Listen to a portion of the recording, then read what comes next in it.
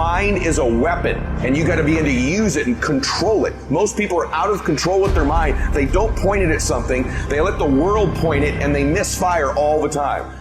You have control over your mind. You just have to assert it.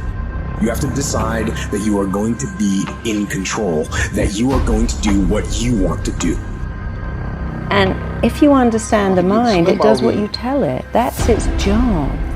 And if you tell it better stuff, you have an amazing life. And if you tell it mediocre stuff, you have a mediocre life. Because there are some things in your life that will make you run, that slap you out of your stupor and say, this ain't no time to cry. So you got to get used to being a little disappointed. You got to get used to walking into situations and being flexible, because if you are not flexible, you cannot survive.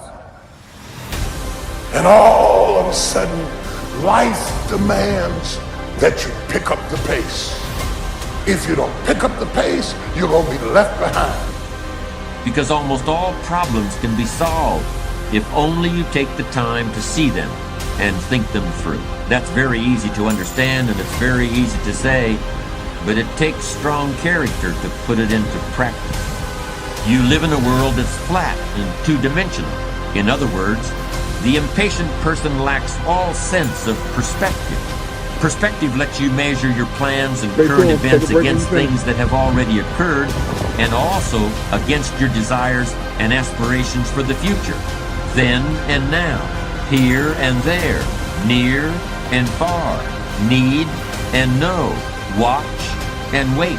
These are the dual optics that allow the patient man to see in stereo, where the nearsighted person sees only the present, or the dreamer sees only an imaginary future, and more likely than not, trips over his mistakes trying to get there.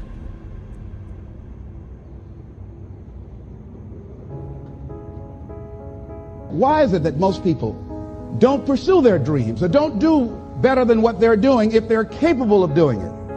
I think that many of us don't go the next step because we don't know what to do yet.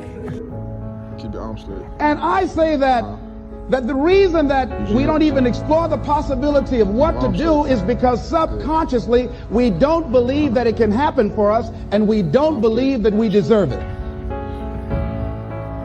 So here's what I'm suggesting. Fire. Boom. How much time do you spend working on you? How much time do you spend every day working on your dream?